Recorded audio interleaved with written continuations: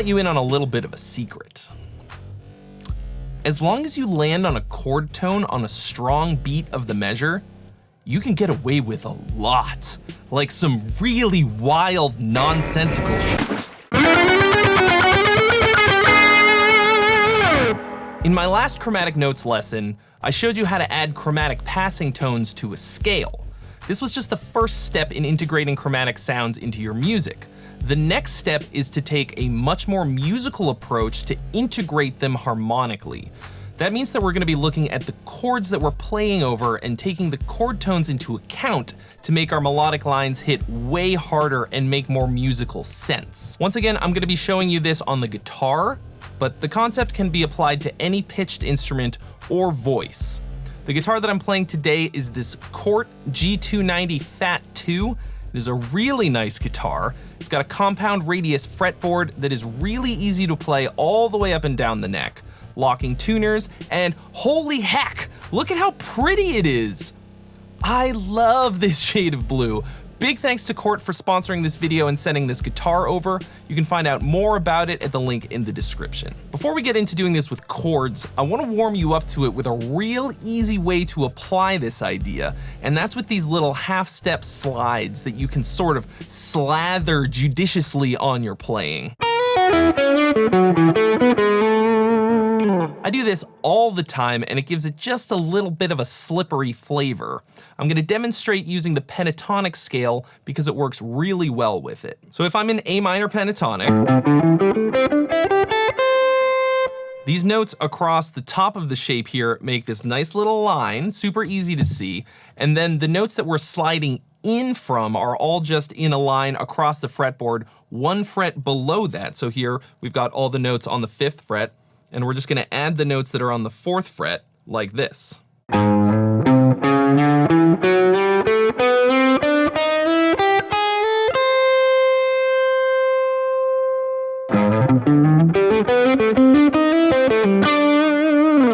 Pretty simple, right? Now let's expand on this idea. Let's take a basic arpeggio like this E major 7th. It has these notes. Instead of playing just those notes, we're gonna play a note 1/2 step lower than it before each of the notes of the arpeggio, like this. It's the same idea as with the pentatonic scale from before, but we're just applying it to whatever chord that you're playing. Here it is over a minor 7th chord. Here's the minor 7th. And then.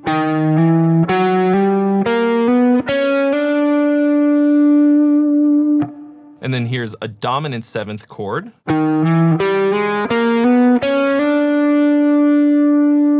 I like to think of this as each of these chords having like a dark matter ghost chord sitting just a 1/2 step below it. It's identical in every way, just 1 fret down. So we're kind of doing that, but just with 1 note at a time.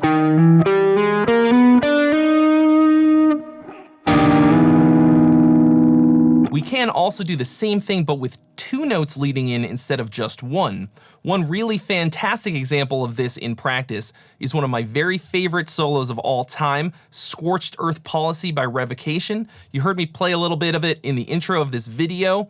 It is very ripping and filthy with great chromatic flair.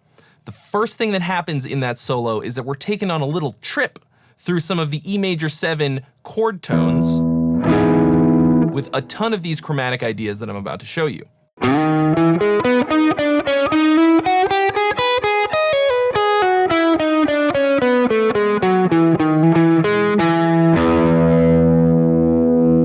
Check out what's going on here. These are the notes of an E major 7 chord. E, the root, G sharp is the 3rd, B is the 5th, and then D sharp is the major 7th.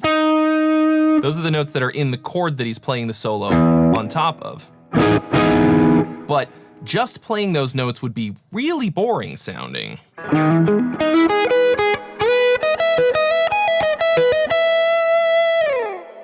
It sounds nice, but very boring and extremely limiting. And what Dave does here instead is to spice up those ideas by adding chromatic notes leading into those chord tones, as well as a couple of chord extensions like the 13th. Like he starts off with just a straight up E major 7th arpeggio. And then we kind of have this little chromatic walk down. And then this cool little lick where he walks up to the 3rd. It sounds super sick and complicated, but all he's actually doing is adding some cool chromatic notes to a very simple basic arpeggio. Now here's how you can do the same thing in your music. Let's continue using this E major 7 as an example. So you can play it like this, or like this. You don't have to know the names of the notes in it or the names of the chord tones at all. You can do this with any arpeggio you know just by the shapes. All we're gonna do is approach each note of the arpeggio from below the note from 2 frets away like this.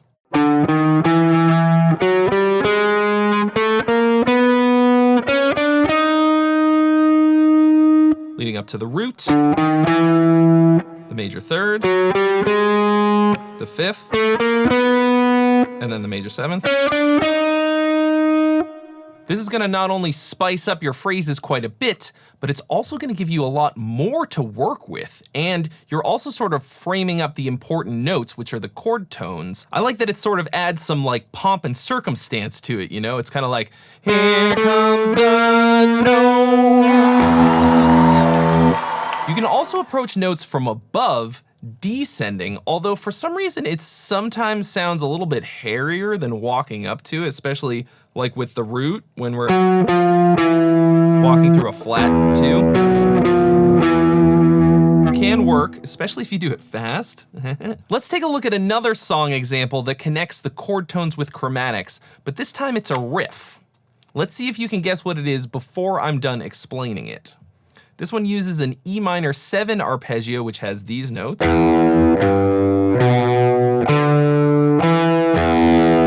It starts with connecting the flat 7th to the root like this. And then it walks up to the 5th. And then down from the 5th to the 4th, which is not a chord tone, but then down to the 3rd.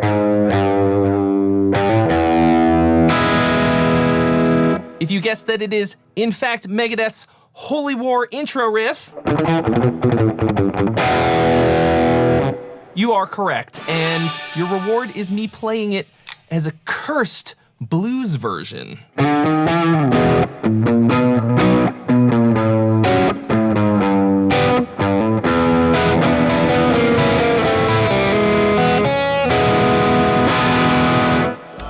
I'm so very sorry.